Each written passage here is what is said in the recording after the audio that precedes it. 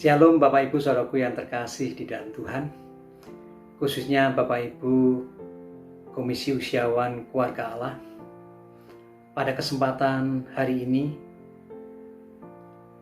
masih dalam suasana Paskah, saya mengucapkan selamat Paskah. Doa saya Tuhan senantiasa memberi kesehatan, kekuatan, perlindungan dan berkat-Nya. Pada kesempatan hari ini, dalam persekutuan Komisi Usiawan, kita belum bisa bertatap muka. Namun, kita masih Tuhan berikan kesempatan untuk membaca dan merenungkan firman Tuhan. Baiklah kita menyiapkan hati kita untuk membaca dan merenungkan firman Tuhan. Sebelumnya kita masuk di dalam doa. Bapa di dalam kerajaan surga, pada malam hari ini kami sungguh mengucap syukur pada Engkau. Karena kami setelah banyak melewati pergumulan-pergumulan dunia ini, pergumulan pandemi yang belum usai, dan kami hari ini, dalam bulan ini masih bisa merayakan Paskah walaupun secara online. Terima kasih untuk perhatian yang Tuhan limpahkan dalam hidup kami, untuk iman kami. Dan khususnya pada hari ini pula, Tuhan masih memberikan kesempatan kami untuk membaca dan merenungkan firman Tuhan. Kiranya Tuhan sedia akan memberkati setiap kami. Terima kasih Tuhan, berkatilah kami semuanya, berkatilah Komisi Usiawan Keluarga Allah semuanya, sehingga kami sungguh merasakan kekuatan dan berkat dari Tuhan. Di dalam nama Tuhan Yesus kami ucap syukur dan berdoa. Amin. Bapak Ibu Saudaraku yang terkasih di dalam Tuhan, pada malam hari ini kita akan bersama-sama merenungkan kebenaran firman Tuhan. Terdapat di dalam 2 Korintus pasal 12 ayat yang ke-10. Saya akan bacakan bagian firman Tuhan ini. Karena itu aku senang dan rela di dalam kelemahan, di dalam siksaan, di dalam kesukaran, di dalam penganiayaan dan kesesakan oleh karena Kristus. Sebab jika aku lemah, maka aku kuat. Renungan kita pada malam hari ini dengan tema Aku lemah tetapi aku kuat.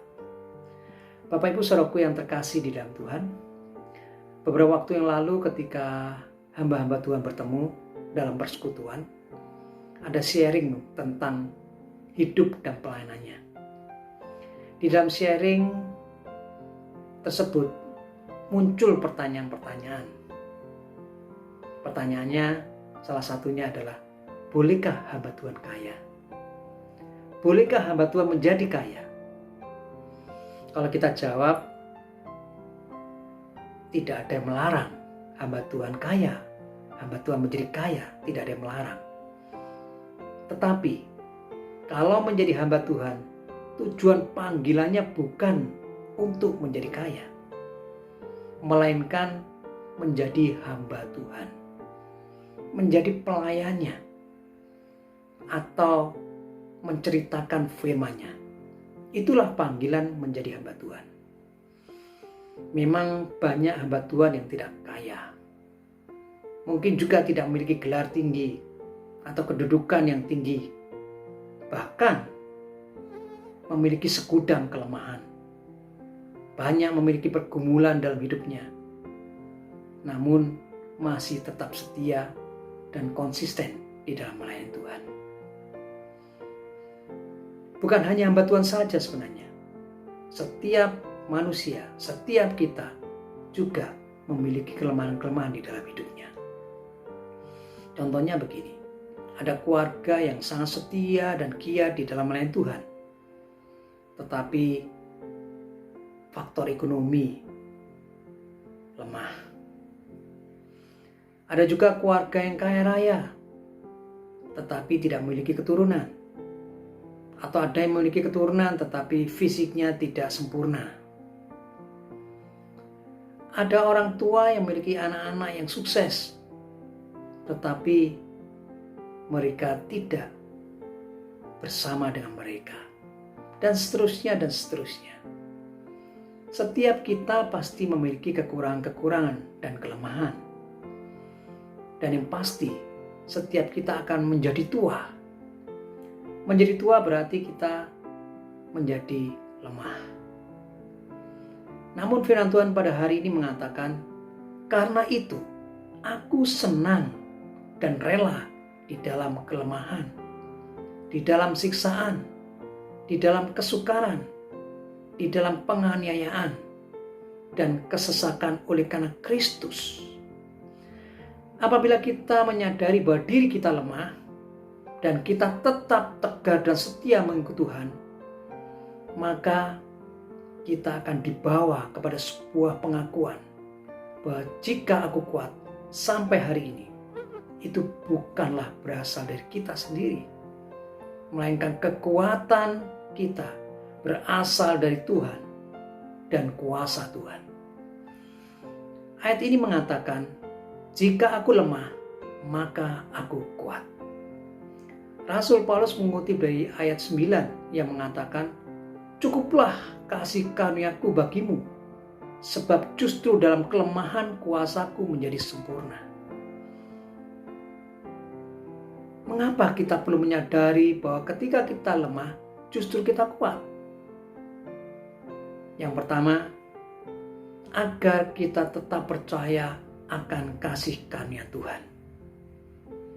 Paulus merasa dirinya kuat, namun dia tahu dari pengalaman-pengalaman pribadinya, salah satunya ketika di Damsyik atau jalan Damaskus, ketika dia ingin melawan Allah, Tuhan tegur dia dan menjadi buta dan tidak dapat berbuat apa-apa. Paulus menjadi sangat-sangat lemah. Namun karena kasih karunia Tuhan, maka Paulus dipulihkan kembali hidupnya. Oleh karena itu, kita yang lemah, percayalah kepada kasih karunia Tuhan, maka Tuhan akan memulihkan hidup kita. Yang kedua, agar kita selalu datang kepada Tuhan. Paulus selalu datang kepada Tuhan dalam segala kelemahannya. Ketika Paulus mengalami duri di dalam dagingnya, dan dikatakan Paulus berseru agar Tuhan mengangkat duri tersebut. Artinya, dalam kelemahan Paulus, termasuk kelemahan kita, ketika kita datang pada Tuhan, bukan mengandalkan diri sendiri atau orang lain, dia datang kepada Tuhan, ya mampu untuk mengangkat kelemahan ini. Walaupun Tuhan tidak mengangkatnya, dia tetap berdoa sampai dia mengerti bahwa itulah kehendak Tuhan, agar dia tetap dapat rendah hati dan selalu datang kepada Tuhan. Ketiga, agar kita dapat menikmati anugerah Tuhan.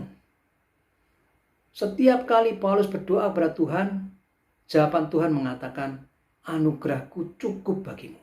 Artinya, ketika Rasul Paulus berdoa, termasuk juga Bapak, Ibu, Saudara, dan saya berdoa dan sedang mengalami kesulitan, bukan kesulitan itu yang dihapuskan atau masalahnya dihilangkan, melainkan anugerah Tuhan itu yang memampukan kita untuk menikmati kelemahan, menikmati kesulitan, kekurangan yang dialami kita.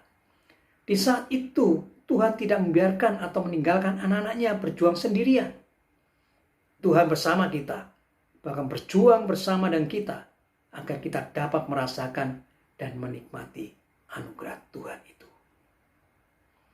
Pertanyaan bagi kita, bagaimana kita merenungkan tentang Paskah kali ini? Paskah adalah kebangkitan Tuhan. Paskah adalah kemenangan Tuhan, juga kemenangan kita.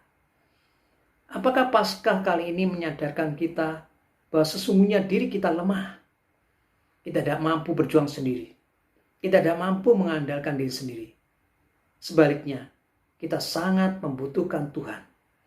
Dan apabila kita ada sampai hari ini, bahkan kuat sampai hari ini, itu semua karena kasih karunia Tuhan. Itu semua karena anugerah Tuhan yang memberikan kekuatan dalam hidup kita. Oleh sebab itu, andalkanlah Tuhan dalam hidupmu, maka engkau akan dikuatkan. Amin. Tuhan Yesus memberkati Bapak Ibu semua.